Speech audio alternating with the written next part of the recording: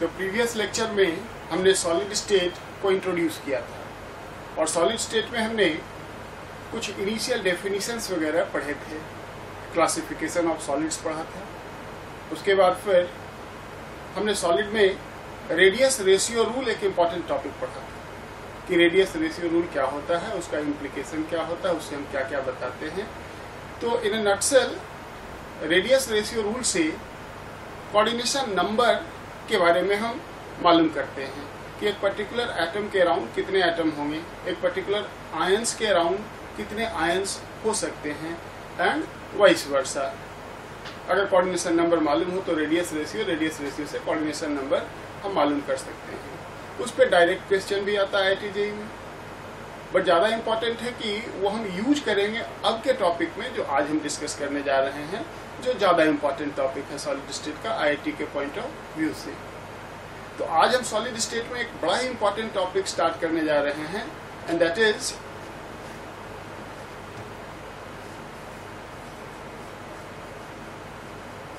Packing fraction, जिसको usually phi से denote किया जाता है।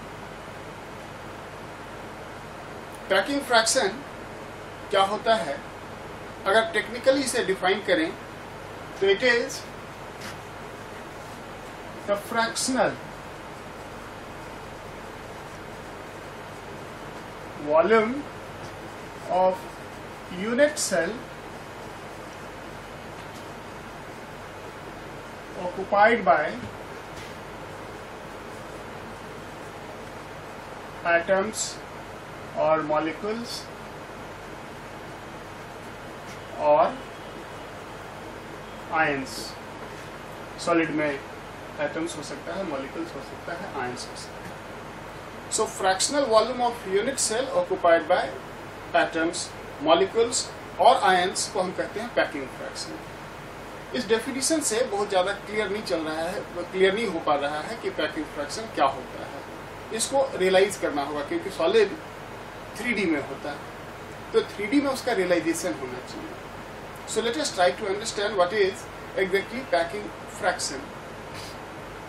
इसको एक डे टू डे लाइफ के एग्जाम्पल से हम कनेक्ट करते हैं कि सपोज करो हमारे पास एक क्यूबिकल बॉक्स है, एक क्यूबिकल बॉक्स है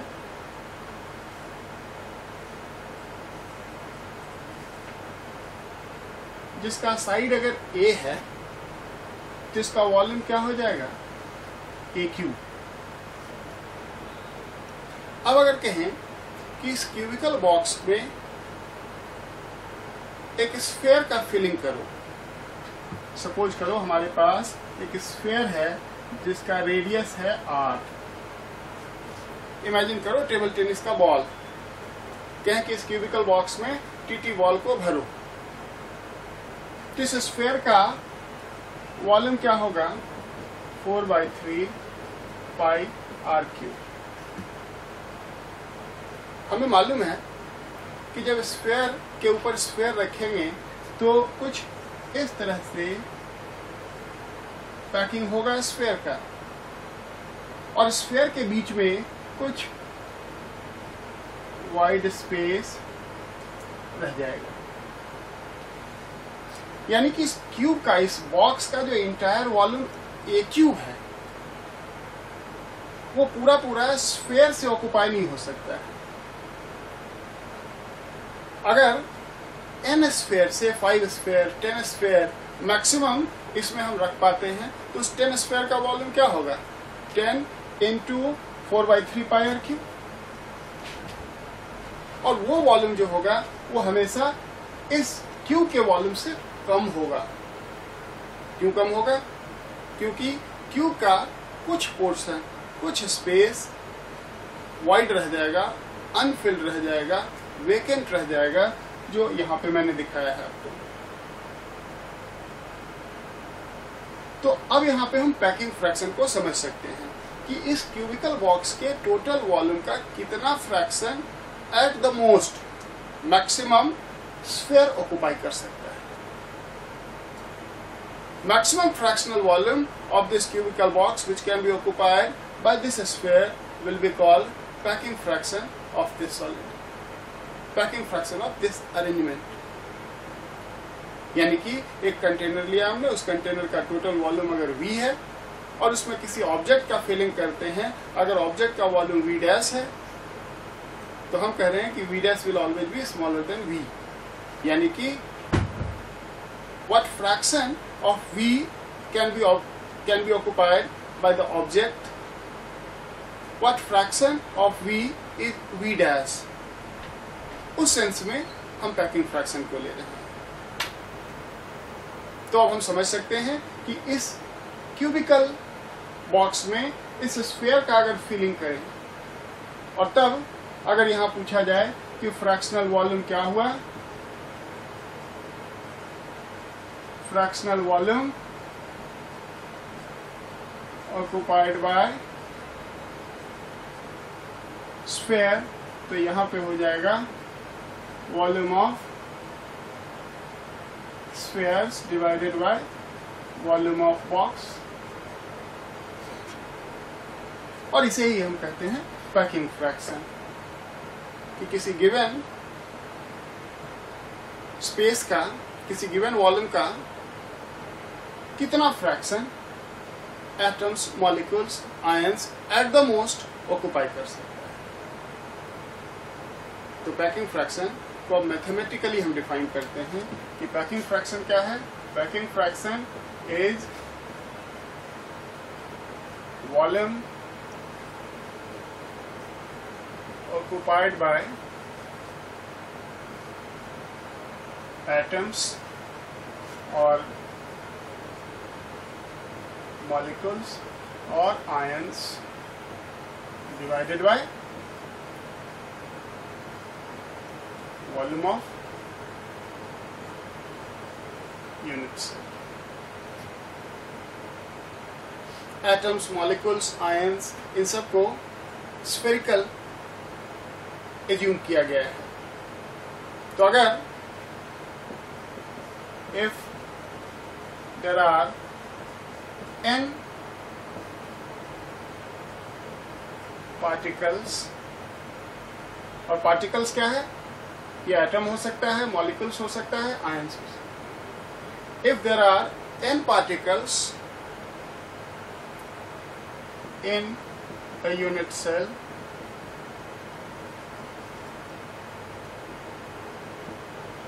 then volume occupied by particles क्या हो जाएगा, n times 4/3 pi r cube, एक स्फीयर का volume multiplied by number of sphere. If volume of unit cell is V, तो पैकिंग फ्रैक्शन क्या हो जाएगा, total volume of the particle divided by volume of the unit cell, और ये हो जाएगा 4n pi r cube, 4n pi r cube divided by 3v।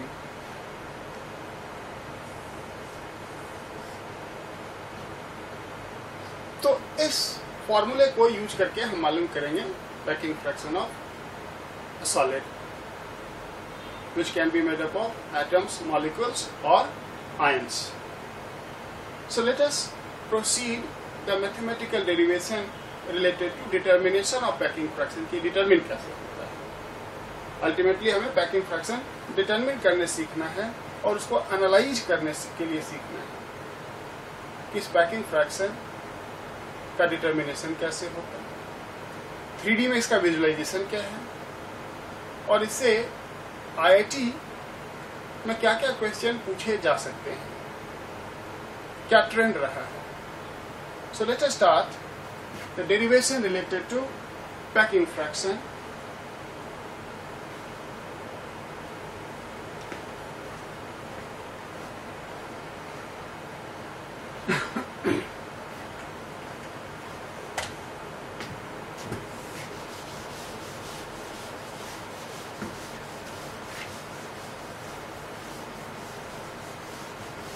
Previous class में हमने सेवन क्रिस्टल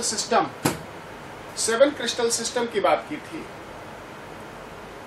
कि एटम्स, मॉलिक्यूल्स या आयंस 3D में 7 type का ज्योमेट्रिकल शेप ले सकता है, और वही ज्योमेट्रिकल शेप जब रिपीट होता है तो पूरा क्रिस्टल फॉर्म होता है, और उन ज्योमेट्रिकल शेप्स को हमने यूनिट सेल कहा था। वो 7 टाइप के पॉसिबल थे, जिसको हमने 7 क्रिस्टल सिस्टम का नाम दिया था। अगर आपको याद हो तो वो 7 क्रिस्टल सिस्टम क्या क्या था? Cubic, hexagonal, triclinic, rhombohedral, tetragonal, monoclinic and orthorhombic. उस 7 क्रिस्टल सिस्टम के सेल पैरामीटर्स में क्या रिलेशन था, ये हमने डिस्कस किया था प्रीवियस लेक्चर में, कि उनके साइड्स में क्या रिलेशन है, उनके एंगल्स में क्या रिलेशन है। और ये IIT JEE में पूछा भी गया है, पूछा भी जाता है, क्योंकि सिलेबस में साफ साफ लिखा हुआ है 7 crystal system, only their cell parameters A, B, C, alpha, beta, gamma. उसके आगे सिलेबस में मेंशन है packing fraction of cubic and hexagonal unit cell, यानी कि 7 क्रिस्टल सिस्टम में डिटेल पैकिंग फ्रैक्शन डिटर्मिनेशन हमें 2 ही टाइप के क्रिस्टल सिस्टम में करना है, and that is cubic and hexagonal. तो हम आज स्टार्ट करने जा रहे हैं packing fraction in cubic unit cell.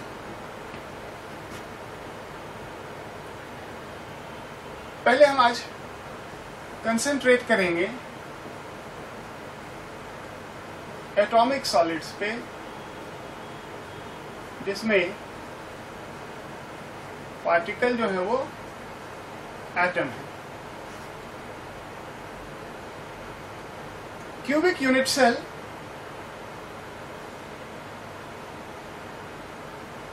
में यूनिट सेल एक क्यूब है,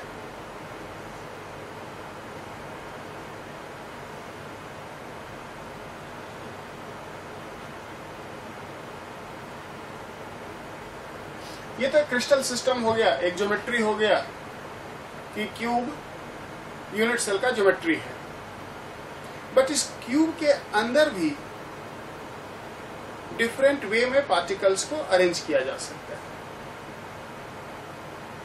और अगर आपको याद हो तो on the basis of arrangement of particles in the unit cell, there are 14 type of unit cells possible in the natural crystalline solid, जिसको हमने 14 ब्रेवियस लैटिस कहा था ना, 14 ब्रेवियस लैटिस। उसमें 3 Bravais lattice cubic unit cell में होता है, यानी कि क्यूब के अंदर हम पार्टिकल्स को मेनली 3 टाइप से अरेंज कर सकते हैं, जिसमें फर्स्ट है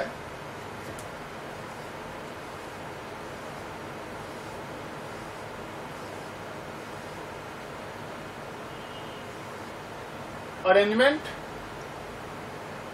in which atoms are present only at the corners, और इसे हम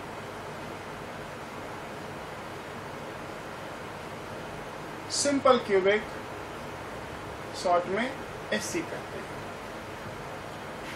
यानी कि सिंपल क्यूबिक सिस्टम क्या हुआ? A cubic unit cell in which atoms are present only at the corners. In simple cubic system, atoms are present only at the corners of the unit cell. अब packing fraction जो होता है वो maximum fraction of the unit cell occupied by atoms, molecules और ions. तो maximum volume इस unit cell का, इस क्यूब का कब ऑक्युपाई होगा? जब एटम्स मैक्सिमम कांटेक्ट में हो, कम से कम वाइड स्पेस हो। यानी कि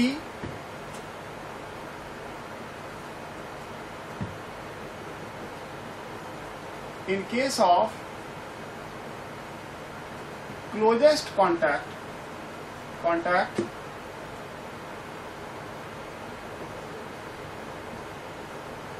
adjacent atoms at the corner, adjacent atoms at the corner are in contact of one another.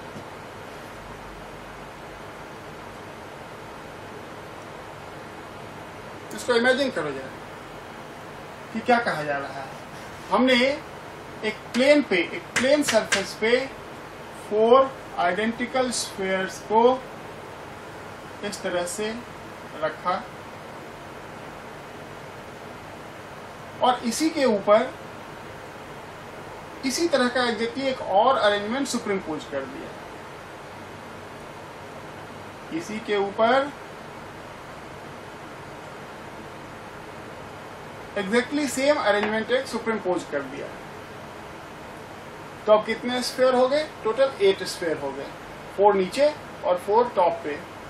और उन सभी स्फीयर के सेंटर को अगर कनेक्ट कर दें तो ये क्यूब बन जाएगा,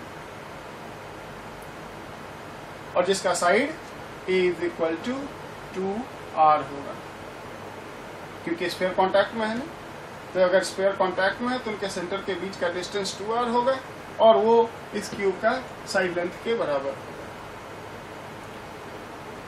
तो अब हमारे पास क्या आया? एक arrangement, simple cubic arrangement in which atoms are present at the corners only, and in closest contact adjacent atoms remains in contact of one another. अब यहाँ पे यूनिट सेल के अंदर इफेक्टिवली कितने एटम्स हैं वो मालूम करना है। और देखो उसमें हम कुछ सीखेंगे जो आगे अदर यूनिट सेल में भी हमें हेल्प करेगा नंबर ऑफ एटम्स डिटरमिन करने में पर यूनिट सेल। सो एटम्स जो कॉर्नर पे प्रेजेंट है, जरा उसको देखो कि जो कॉर्नर्स पे यूनिट सेल क्या है? यूनिट सेल तो क्यूब है, और इस क्यूब का कॉर्नर इस स्फीयर का सेंटर है। तो ये स्फीयर पूरा इस क्यूब के अंदर नहीं होगा, इस स्फीयर का कुछ पोर्शन ही इस क्यूब के अंदर होगा। अब कितना पोर्शन होगा जरा उसको रियलाइज करो। अगर कहें कि इस पॉइंट पे हम 3D में ऑल डायरेक्शंस में यूनिट सेल को इमेजिन करें तो ये पॉइंट कितने यूनिट सेल्स में कॉमन होगा? उसके लिए हमें क्या करना होगा? इस यूनिट सेल को एक्सटेंड करना होगा आगे, कि इसके साइड में भी यूनिट सेल होगा, इसको एक्सटेंड करना होगा पीछे। और जरा इमेजिन करो कि ये स्फीयर फिलहाल आपको कितने यूनिट सेल में दिख रहा है। ये देखो 1 2 3 4 यूनिट सेल में ये स्फीयर दिख रहा है, और 4 इसके ऊपर होगा, एक जस्ट इसके ऊपर, इसके ऊपर, इसके ऊपर, इसके ऊपर। यानी कि ये जो स्फीयर है जिसकी हम बात करें, ये जो एटम है, ये effectively shared in 8 unit cells में होगा ना। दैट मीन्स कि अगर क्यूब के एटम पे क्यूब के कॉर्नर पे कोई एटम प्रेजेंट है तो वो एटम एक पर्टिकुलर क्यूब के अंदर 1/8 पार्ट ही होगा। यानी कि कॉर्नर से एक एटम एक यूनिट सेल को, एक क्यूब को 1/8 पार्ट ही कंट्रीब्यूट करेगा। In a cubic system contribution of atom from one corner is always 1/8, क्योंकि वो एटम कितने यूनिट सेल में शेयर्ड होगा? 8 यूनिट सेल में शेयर्ड। तो एक एटम का एक यूनिट सेल के अंदर 1/8 पार्ट आएगा। तो इस तरह से अब अगर मालूम करना हो n, which is number of atoms per unit cell in simple cubic, तो क्या हो जाएगा 1/8 वन कॉर्नर से टोटल 8 कॉर्नर 1।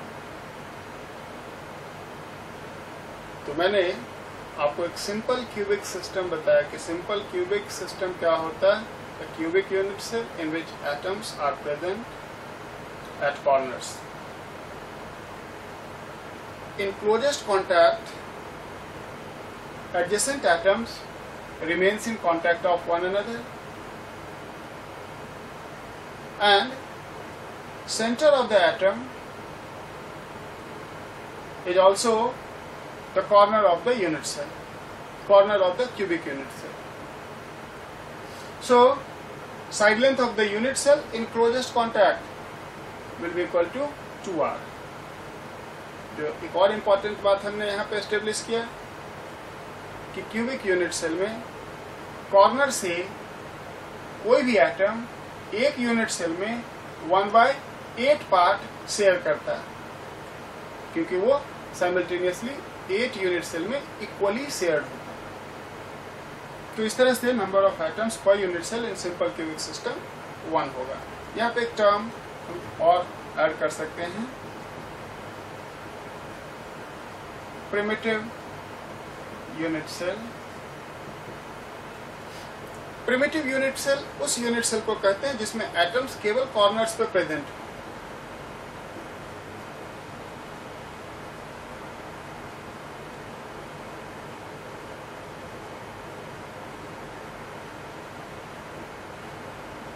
तो उस सेंस में सिंपल क्यूबिक सिस्टम एक प्रिमिटिव यूनिट सेल है। Simple cubic system is a primitive unit cell. So simple cubic system is one of the brevest lattice possible in cubic system.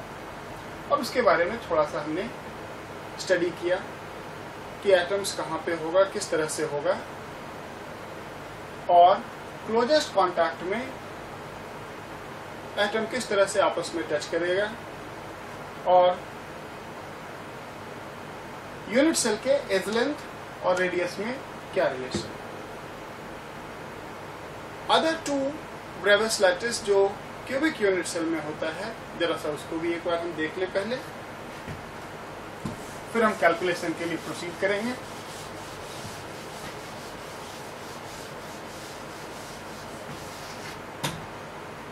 The second is called body centred cubic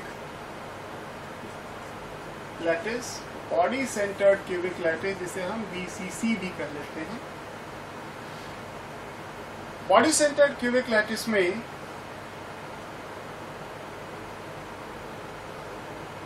atoms are present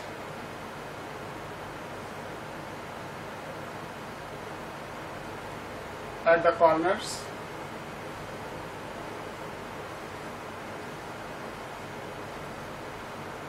as well as at the body center. Imagine कर लो अपने classroom को ही कि ये cubic classroom है, तो इसमें atoms कहाँ कहाँ प्रेजेंट है BCC में, 8 कॉर्नर्स पे 1 2 3 4 5 6 7 8, और एक बिल्कुल बॉडी सेंटर पे बीच में, कह सकते हो क्यूब सेंटर, रूम का जो सेंटर है। यानी कि इस बॉडी सेंटर्ड क्यूबिक लैटिस में अगर n मालूम करना हो तो ये अब क्या हो जाएगा, ये 1/8 इंटू 8 कॉर्नर से,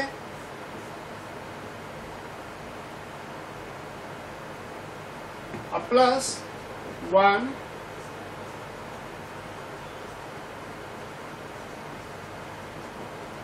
from body center. Body centre वाला तो पूरा ही यूनिट सेल के अंदर ही, ये आ जाएगा 2, 1 + 1 2 आ जाएगा। यानी कि बॉडी सेंटर क्यूबिक लैटिस में number of atoms per unit cell 2 होता है, 1 from corner and 1 from body centre. ये एक नॉन प्रिमिटिव यूनिट सेल होगा क्योंकि इसमें बॉडी सेंटर पे भी एटम प्रेजेंट है। प्रिमिटिव में कॉर्नर्स पे होना चाहिए केवल। Body centre cubic lattice is not a primitive unit cell. इसके बाद एक आता है फेस सेंटर्ड क्यूबिक लैटिस, जिसे FCC और इसे CCP भी कहते हैं, क्यूबिक क्लोजेस्ट पैकिंग। जरा देखें ये कैसा होता है। FCC में क्यूब तो है ही, लेकिन इस बार एटम का पोजीशंस कहां है। In face centred cubic lattice atoms are present at corners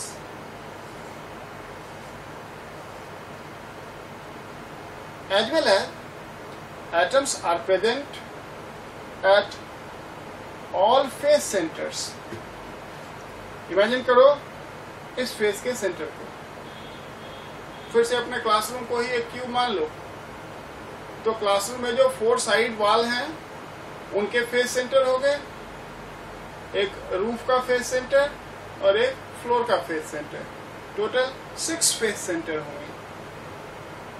इधर वाले फेस के सेंटर पे, इसके सामने इधर वाले फेस के सेंटर पे, टॉप वाले फेस के सेंटर पे, बॉटम वाले फेस के सेंटर पे, फ्रंट वाले फेस के सेंटर पे, इसके सामने बैक वाले फेस के centre.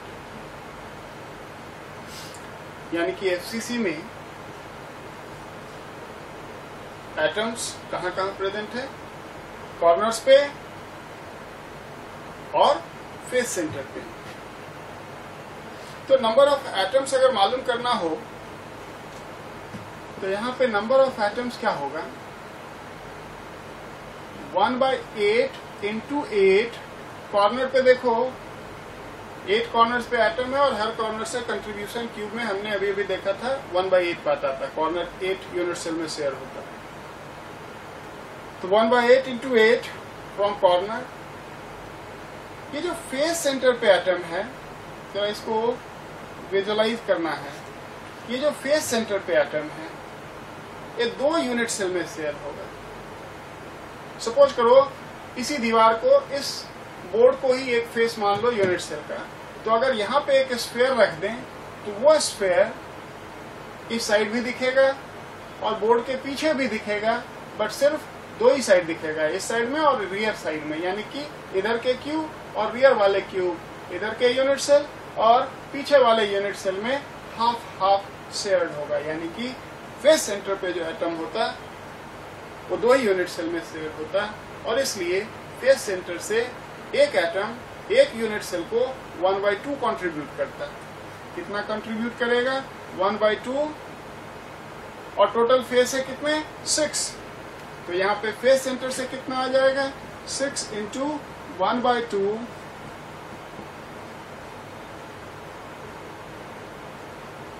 Face centre contribute half atom per unit cell।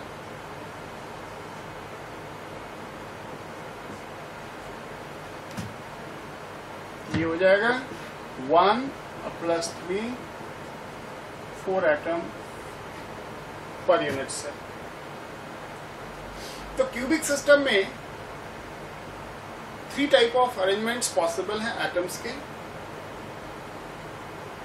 In one arrangement, atoms can be present only at the corner, जिसको हमने simple cubic system कहा।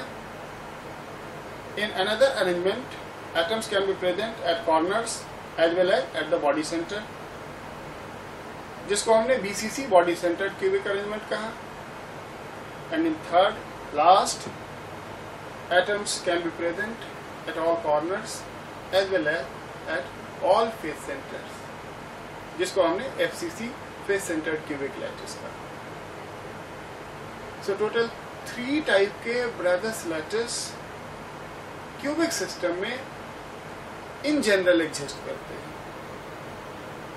Simple cubic, body centred cubic lattice and face centred cubic lattice. और इन्हीं तीनों geometry में packing fraction को हमें determine करना है, समझना है, और किस तरह के क्वेश्चंस इसमें आए हैं और पॉसिबल हैं उसी को हमें देखना है और सीखना है. So let us start mathematical derivation of packing fraction one by one in the cubic system. सबसे पहले हम सिंपल क्यूबिक सिस्टम में सीखेंगे पैकिंग फ्रैक्शन डिटरमिन करना.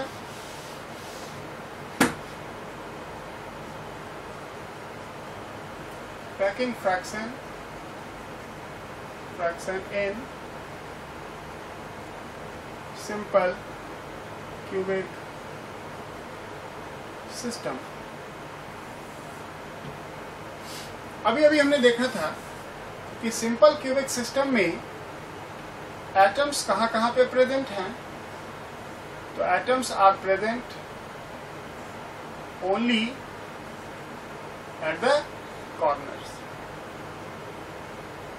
Atoms are present only at the corners. Number of atoms per unit cell 1 by 8 into 8 corner 1. फिर से एक बार, packing fraction क्या है? Maximum volume of unit cell, maximum fractional volume of unit cell which can be occupied by atoms. तो maximum fractional volume कब occupied होगा? जब atom closest contact में होगा. और उस क्लोजेस्ट कांटेक्ट को बेटर वे में विजुलाइज करने के लिए इसका किसी एक लेयर को हम देखते हैं. Let us imagine this layer in closest contact. ये कैसा दिखेगा? अभी मैंने दिखाया भी था आपको. ये इस तरह से दिखेगा.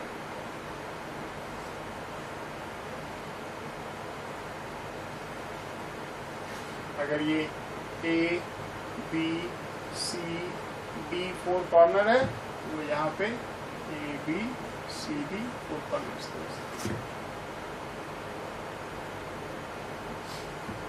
A, B क्या होगा यहाँ पे?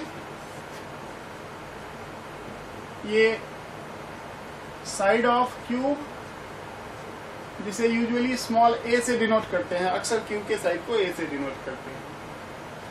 और वो इस स्फीयर के रेडियस का ट्वाइस होगा, यानी कि ये 2r होगा. तो पैकिंग फ्रैक्शन यहां पे क्या होगा? Packing fraction is volume of atoms. एक ही एटम है, ये हो जाएगा 1 into 4 by 3 pi r cube. Volume of atoms divided by volume of unit cell. Volume of unit cell क्या हो जाएगा? ए क्यूब. साइड है ए. पैकिंग फ्रैक्शन हो या डेंसिटी हो सॉलिड में, ये सबसे इंपॉर्टेंट कोरिलेशन जो आपको हर समय करना है वो है यूनिट सेल का साइड और एटम आयन के रेडियस में relation. That is the most important concept of the solid state. Always will have to convert radius of atoms ions into side length of the unit cell और vice versa, side length into radius. यहाँ simple relation है, simple cubic है तो relation simple ही होगा. वो सामने लिखा हुआ है.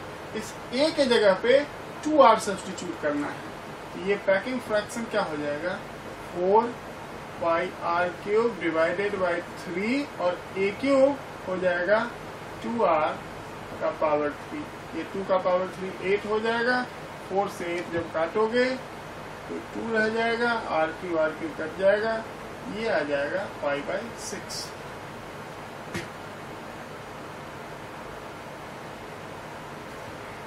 यहाँ 8 होगा तो 4 2 जा 8, 2 इंटू 3 6, r क्यूब कट गया पाई बाई 6। और इस पाई का वैल्यू जब सब्स्टिट्यूट करोगे 3.14 डिवाइडेड बाई 6 जब करोगे ये अप्रोक्सीमेटली 0.52 आ जाएगा।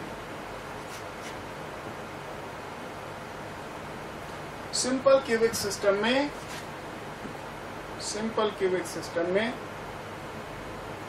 हमने packing fraction of atomic solid मालूम किया कि अगर कोई एटम एक सिंपल क्यूबिक अरेंजमेंट में क्रिस्टलाइज होता है, अगर कोई एक एटम सिंपल क्यूबिक अरेंजमेंट में क्रिस्टलाइज होता तो सिंपल क्यूबिक सिस्टम का पैकिंग फ्रैक्शन ये होगा 0.52। इसका मतलब क्या हुआ कि अगर इसको हम परसेंटेज में कन्वर्ट करें और हम मालूम करें कि maximum percentage volume occupied by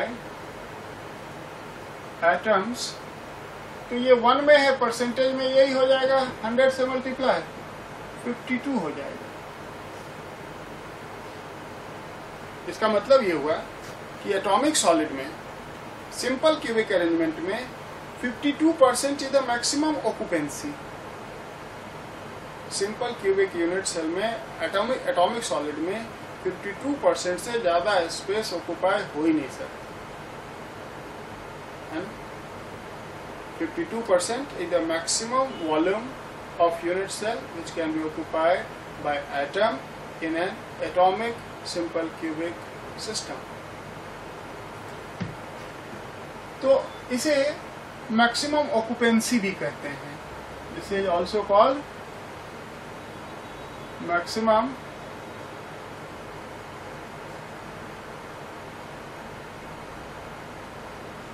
occupancy.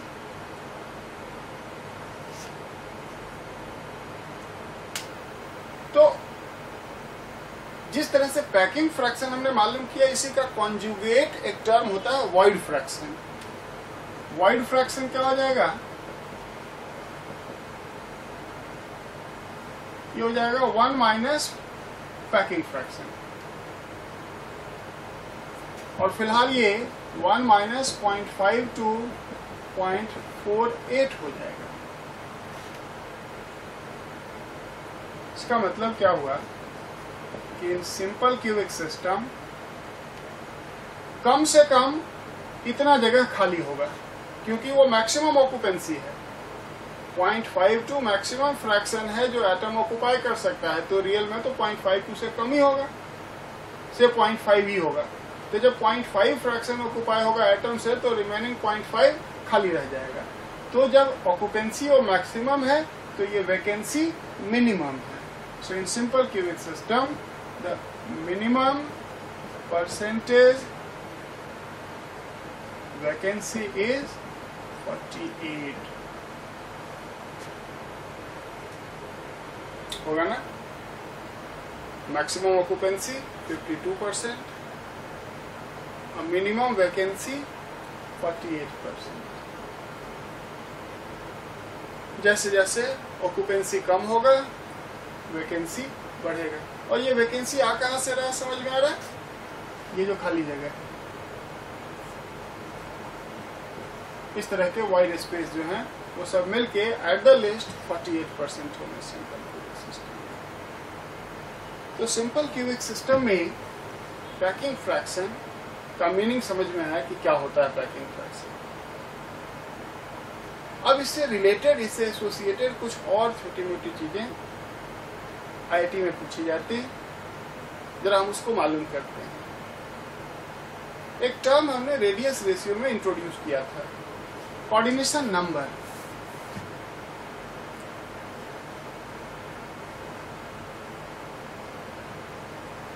Coordination number CN।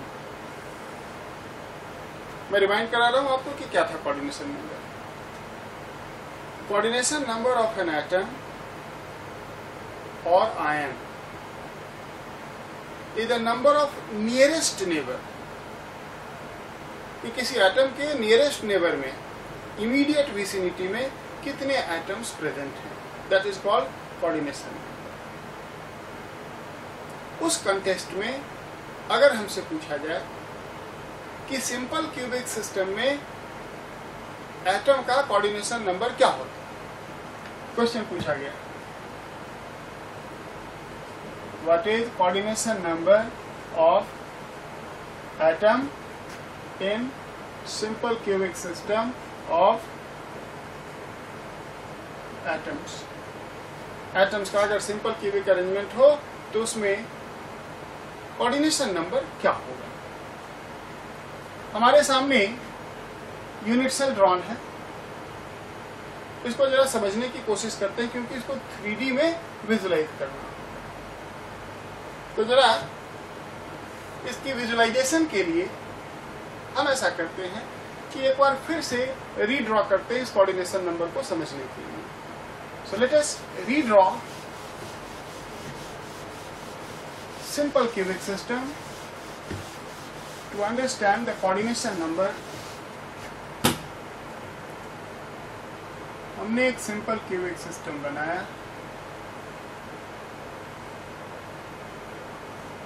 और इस सिंपल क्यूबिक सिस्टम में हम देख रहे हैं कि एटम्स कहाँ कहाँ पे है, कॉर्नर्स पे हैं।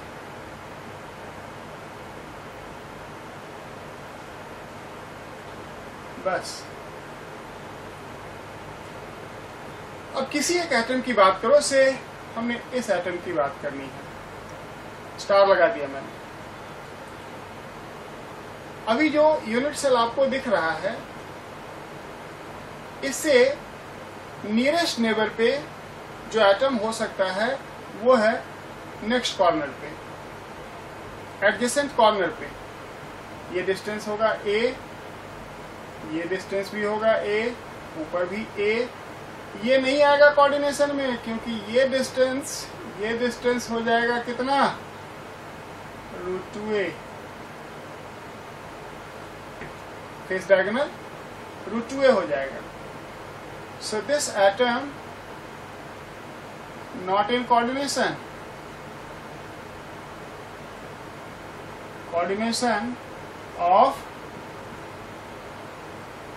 स्टार्ड एटम, जिसको हमने स्टार किया उसके कोऑर्डिनेशन में ये नहीं है।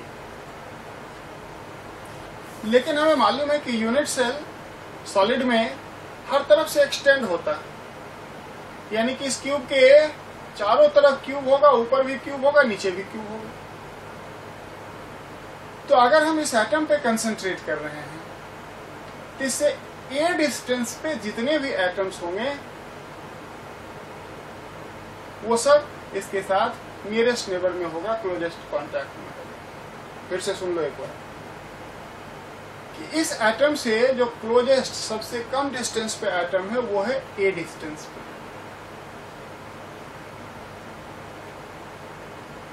So all the atoms around this atom at distance a will be in coordination to this atom.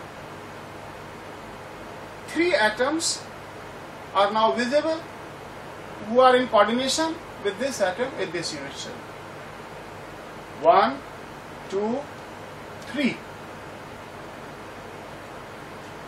अब अगर हम इस यूनिट सेल के नीचे वाले यूनिट सेल की बात करें,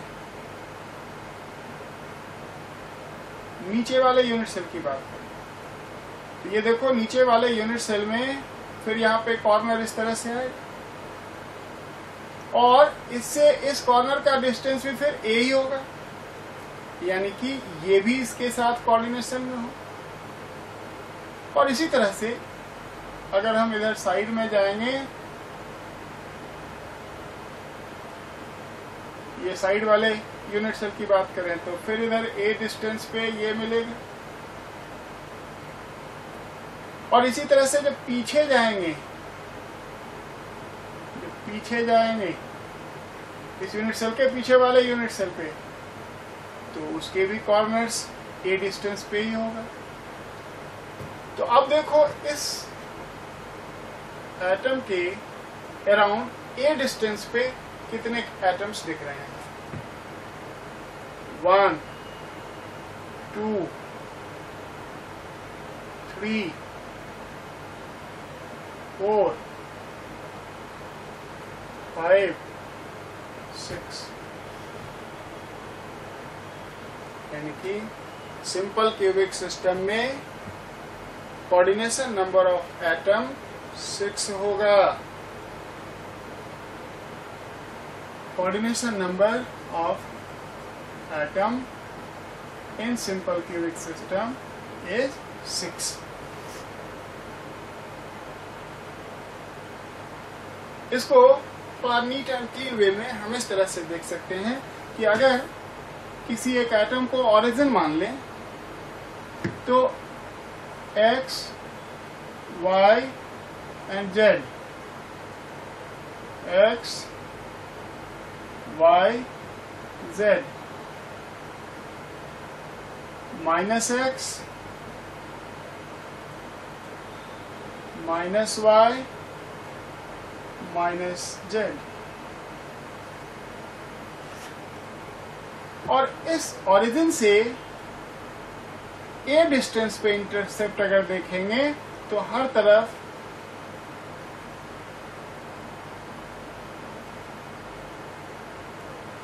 एटम्स होगा। ए इंटरसेप्ट पे हर एक्सिस पे x y z minus x minus y minus z axis पे एटम्स मिलेगा, और वो सब इस सेंट्रल एटम से इक्वल डिस्टेंस पे, इसलिए इक्वल डिस्टेंस पे भी है और क्लोजेस्ट डिस्टेंस पे भी है, इसलिए हम कहेंगे कि इसका कोऑर्डिनेशन नंबर 6। तो सिंपल क्यूबिक सिस्टम में कोऑर्डिनेशन नंबर 6 होगा। जिस एग्जाम की हम प्रिपरेशन कर रहे हैं IIT JEE, that require a bit innovation। मैंने आपको थ्योरी पढ़ा दिया, मैंने आपको समझा दिया कि ये क्या होता है। अब इसमें कुछ माइनर चेंजेस करके IIT में क्वेश्चन पूछा जाता है, and if you understand you can manage all those changes and answer the question accordingly. क्या क्या चेंजेस इसमें पॉसिबल है वो जरा मैं आपको दिखाता हूँ। सपोज करो हमसे कहा गया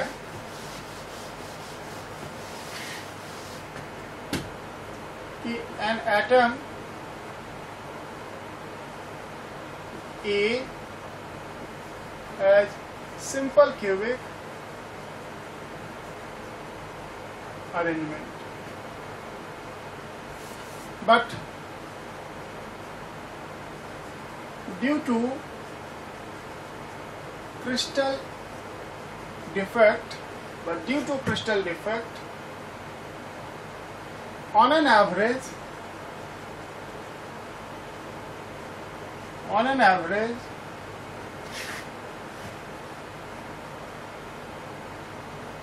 one corner is left unoccupied per unit cell. Determine packing fraction.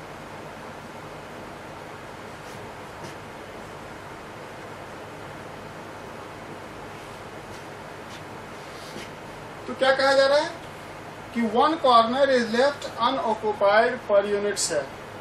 कोई क्रिस्टल डिफेक्ट हो गया जिसके वजह से कुछ लैटिस पॉइंट, कुछ साइड्स जहां पे एटम्स हो सकते थे वो खाली रह गया और कैलकुलेशन किया गया, तो it has been found that on an average one corner is remaining unoccupied per unit cell. In that case what will be the packing fraction? Very simple. क्या करेंगे? अब कहेंगे कि नंबर ऑफ एटम्स जो है ये 7 × 1/8 हो जाएगा। अब 8 कॉर्नर नहीं, 7 कॉर्नर पे ही है। और ये हो जाएगा 7/8। बाकी सब तो वही सिचुएशन है, यहां भी A is equal to 2R होगा, और इसलिए पैकिंग फ्रैक्शन क्या हो जाएगा 7/8 into 4/3 pi R cube into 1/A cube. ये हो जाएगा 7/8 into 4/3 pi R cube divided by A is equal to 2R। जब सब्स्टिट्यूट करेंगे तो 8R क्यूब हो जाएगा, और ये 4 to 8 हो जाएगा, ये 2 3 6, R क्यूब कट गया, तो 7/8 इंटू 5/6।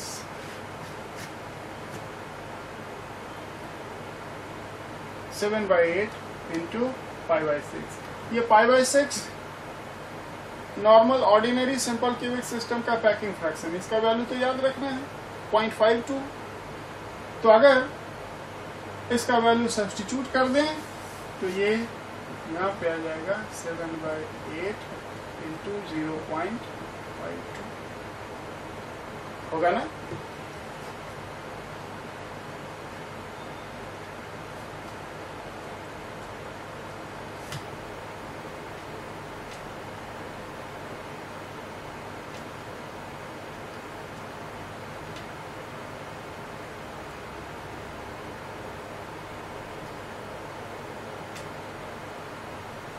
जब इसको सॉल्व करते हैं तो ये 0.455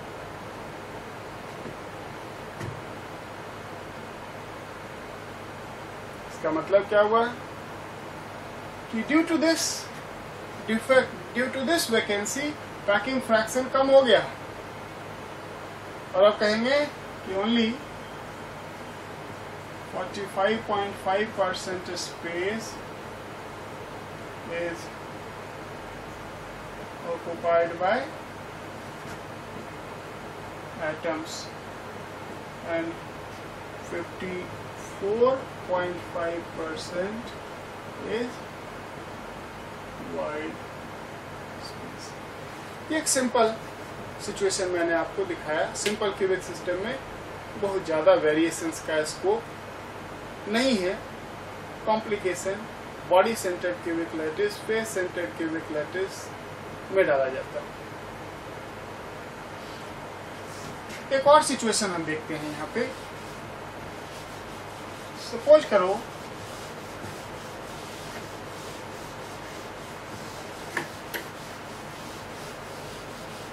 कहा गया कि consider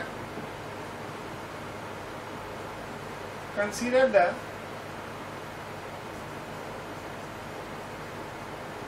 following two-dimensional solid and determine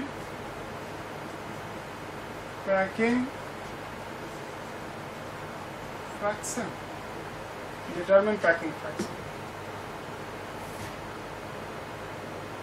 two dimensional solid में पैकिंग फ्रैक्शन डिटरमिन करना है, और सॉलिड गिवन है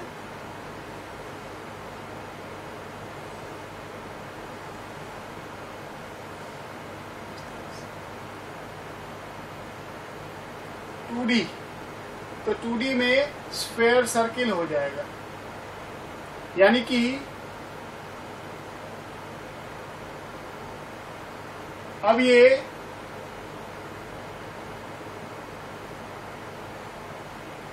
ABCD स्क्वायर होगा जिसका साइड होगा 2R। यहाँ पे R क्या है?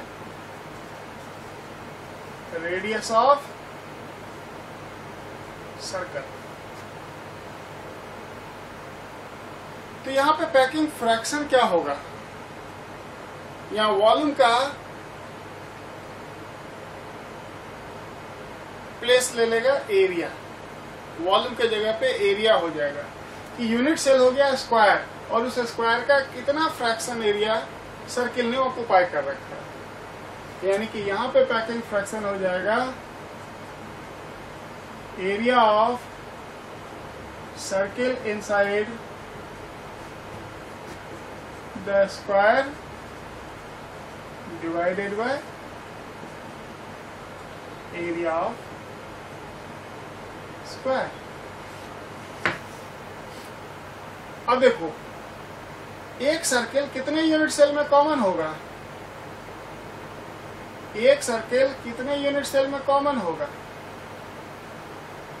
इसी सर्किल की बात करो, देखो इसमें 1 2 3 और 4th ये है। ये सर्किल 4 यूनिट सेल में कॉमन है, यानी कि पर यूनिट सेल इसका कितना पार्ट आ रहा है 1/4 और टोटल यूनिट सेल में 4 कॉर्नर। तो number of circle per unit cell कितना हो जाएगा, एक कॉर्नर से 1/4 इंटू 4 1, पैकिंग फ्रैक्शन कितना हो जाएगा। एरिया ऑफ सर्किल, एक सर्किल का area pi r square divided by area of square, और ये हो जाएगा 2r का स्क्वायर। आर स्क्वायर कैंसिल हो जाएगा, ये आ जाएगा पाई/4। जब इसको सॉल्व करते हैं तो ये आ जाता है